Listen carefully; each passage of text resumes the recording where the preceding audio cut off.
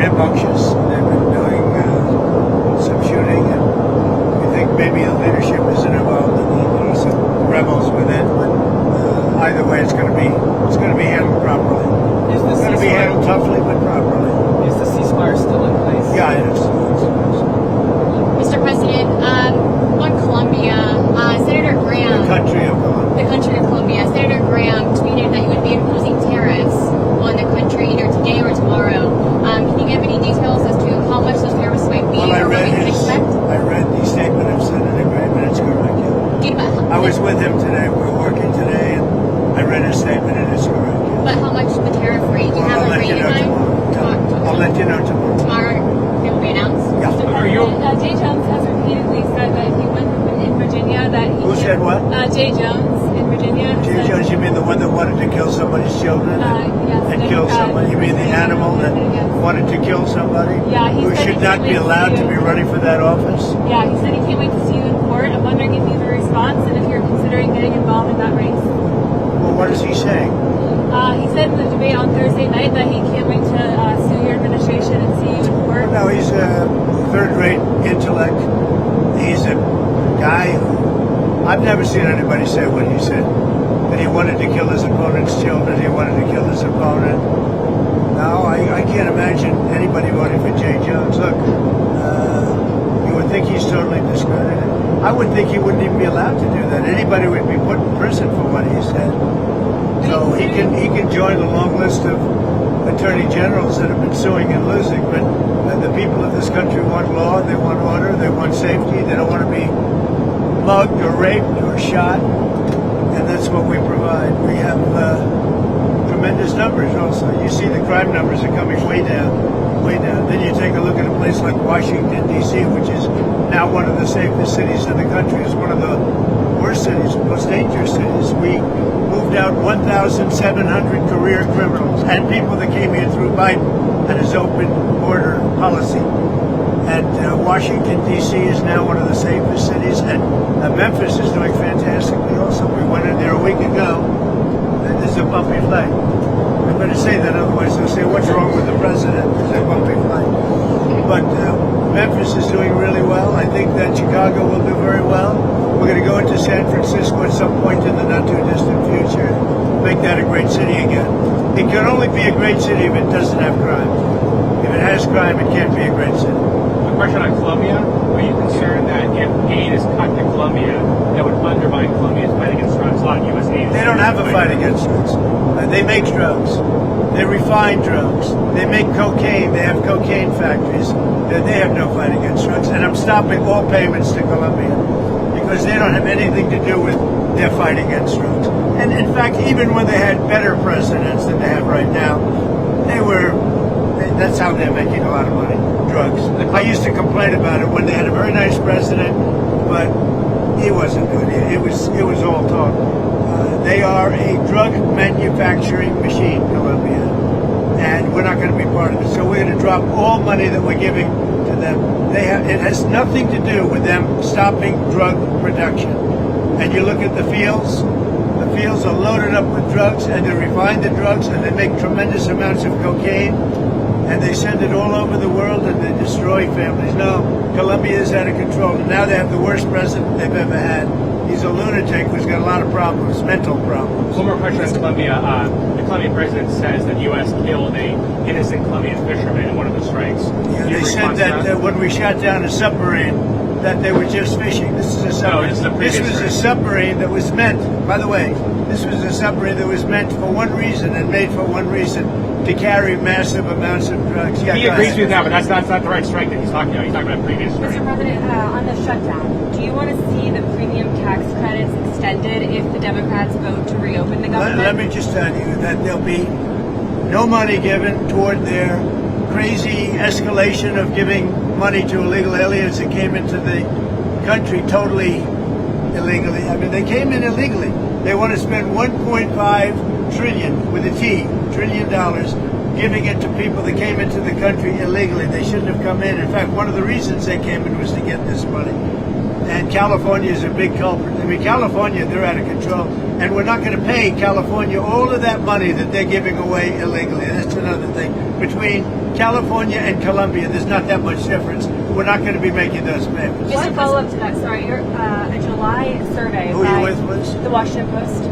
A July survey by your pollster, Tony Fabrizio, found that 72% of voters across political parties like the ACA tax credits. Are you worried that you might get blamed if you don't help get those through? Well, we want to have great health care, so we'll do whatever we can do to have great health care. But the Democrats want to destroy all health care because they want to give $1.5 trillion of this money, and they want additional money to go to people that came into our country illegally. Many of them are from prisons and mental institutions, and we're not going to destroy our health care for the Democrats. Mr. President, there were reports, and you even mentioned that in a recent phone call with Prime Minister Modi, and that Modi had said his country would stop purchases of Russian oil. Yeah, he's going to stop purchasing. But India said that they were not aware. Well, then they're going to just keep paying a lot of tariffs. Did you have the If phone they said call, that, but or- I don't believe they said that. No, I spoke with Prime Minister Modi of India, and he said he's not going to be doing the Russian oil thing. So that's it. But why would India say that they're not going to do it? I don't know, but if they want to say that, then they'll just continue to pay massive tariffs, and they don't want to do that. Following up on Friday, you said you had a cordial meeting with President Zelensky. During that meeting, did you tell him he needed to cede all of the Donbass region to Russia? No, we never discussed it. We think that what they should do is just stop at the lines where they are, the battle lines. You have a battle line right now. And the rest is very tough to negotiate. If you're going to say, you take this, we take that, there's so many different permutations. So what I say is they should stop right now at the battle lines. Go home, stop killing people, and be done. What do you think should happen with the Donbass region? Let it be cut the way it is. It's cut up right now. I think 78% of the land is already taken by Russia. You leave it the way it is right now. They can negotiate something later on down the line. But I said cut and stop at the battle line. Go home. Stop fighting. Stop killing people.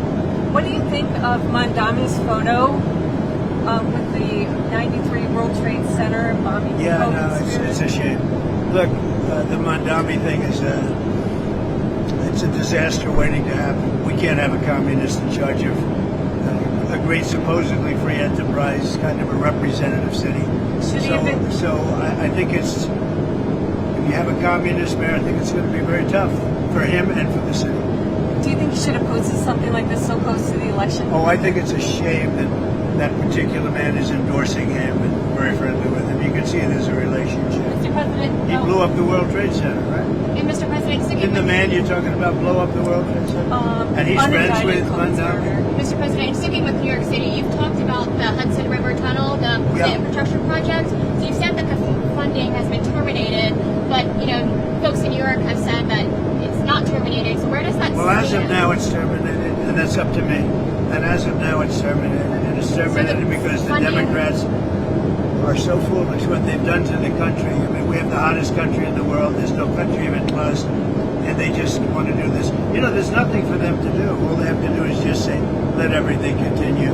And I will say a lot of Democrats want this to get over. So the administration right now is not sending funding. Right now, there is no funding because it's up to me. What is your response to the protests? Who are you with? With the AP. With AP, What's your response to the protests over the weekend, the No Kings protests on Saturday? I think it's a joke. I looked at the people. They're not representative of this country. And I looked at all the brand new signs paid for. I guess it was paid for by Soros and other radical left lunatics. It looks like it was. We're checking it out. The demonstrations were very small, very ineffective, and the people were whacked out. When you look at those people, those are not representative of the people of our country. Mr. President, besides San Francisco... And by the way, I'm not a king. I'm not a king. I work my ass off to make our country great. That's all it is. I'm not a king at all. Besides San Francisco, are there other cities you're actively looking at for the National Guard right now? Yeah. What about it? I'm just wondering if you care to comment on that. Well, we've used the National Guard to be very successful in Memphis. You can see the numbers there falling like rocks. Washington, D.C., Chicago is getting better, even though we're going through a lot. And You know, we're trying to do it in a very nice way. I'm allowed, as you know, as president, like 50% of the presidents have used the Insurrection Act. They can use that. And everybody agrees you're allowed to use that, and there's no more court cases, there's no more anything. We're trying to do it in a nicer manner, but we can always use the Insurrection Act if we want. I mean, you take a look in the past, one in particular president used it 28 times during the course of a presidency. So we're allowed to do that. We thought we could do it in a very nice way. All we want to do is have safe cities. We're not looking for anything that would be spectacular other than crime-free becomes spectacular. We want to have great crime-free cities. So I'd be allowed to use, if I wanted, the Insurrection Act, and then all of this nonsense would go away. You have the absolute right. It's the strongest power a president has, and you have the absolute right to do it. We wanted to go this route, but we get sued every time you look at somebody. You look at somebody the wrong way and you end up getting sued. We just want no crime. We want to have crime-free cities. That's not a big, I mean, it's pretty common sense, I think, but that's all I want is crime-free cities. I campaigned on it. It's become, I think, even more successful than we thought because of the tremendous success that we had literally in 12 days in Washington, D.C., and it continues. But Washington, D.C., we're so proud of it. People are eating in their restaurants. Restaurants are opening. All the stores and restaurants were closing. You couldn't walk down the street without being mugged or worse. And now it's a safe city. I mean, it's considered a very safe city.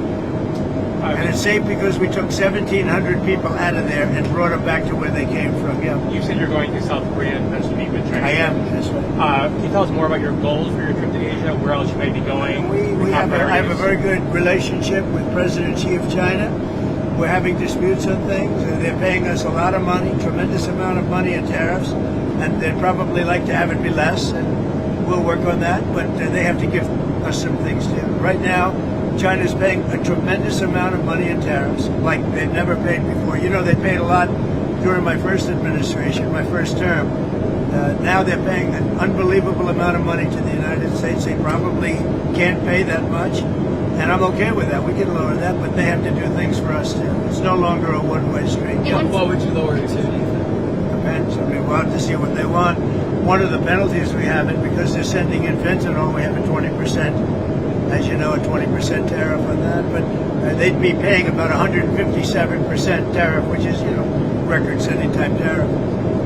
I don't want them to do that. I want to help China. I'm not going to hurt China. But they have to give us things too. Sticking with China, Mr. President, on soybeans, are you confident that you'll be able to I want them get to a buy deal? soybeans. One of the things I want is China's going to buy soybeans. I want China to stop with the fentanyl. Very, you know, normal things. I don't want them to play the rare earth game with us. But you want them to, but do you think they will make a deal on soybeans? I do believe, yeah, because otherwise I'm not going to make a deal. No, I want them to buy. Our farmers have been boycotted by China as a negotiating point. I don't want that. Our farmers are great, and in particular our soybean farmers, and I want them to start buying soybeans at least in the amount that they were buying before. And I believe they'll be able to do But that. sticking with soybeans, and in Argentina, you're looking to do that deal with Argentina. Let me also. So, With respect to beef? are we expecting a beef deal? I assume you're talking about beef. Yeah, No, to get beef prices down. The only price we have that's high is beef, and we'll get that down. And one of the things we're thinking about doing is beef from Argentina. But my question is, what do you have to say to U.S. farmers who feel that the deal is benefiting Argentina more than it is them, as they are a top Argentina's fighting for its life, young lady. You don't know anything about it. They're fighting for their life. Nothing's benefiting Argentina. They're fighting for their life. You understand what that means? They have no money. They have no anything. They're fighting so hard to survive. If I can help them survive in a free world, I happen to like the president of Argentina. I think he's trying to do the best he can, but don't make it sound like they're doing great. They are dying. All right? They're dying. What do you mean by a beef deal, sir? We would buy some beef from Argentina. If we do that, that will bring our beef prices down. Because our groceries are down, our energy prices are down. Well, I think we're going to have $2 gasoline pretty soon. We're getting close. And everything's down.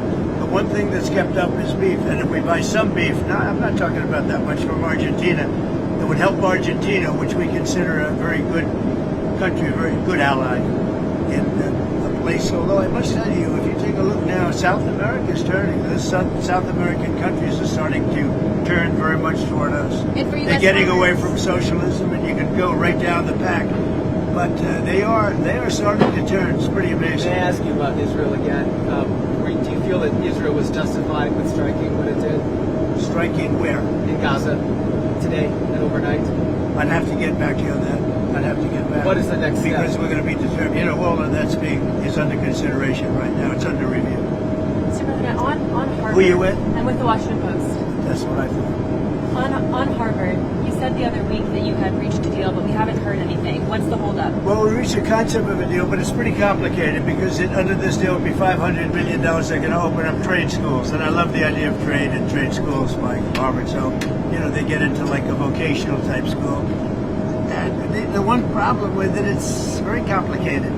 You know, when do they start? How do they start? Who do they use? You know, there's 1,000 different things, and we may just charge them a big fine, $500 million fine. Mr. President, And they won't do it again. And if they do, we'll have to just charge them another fine. you haven't weighed in on the Virginia gubernatorial race that's in a few weeks. Do you plan to endorse the lieutenant governor? Well, I think the Republican candidate is very good, and I think she should win because the Democrat candidate's a disaster. So I haven't been too much involved in Virginia. I love the state. I did very well in the state.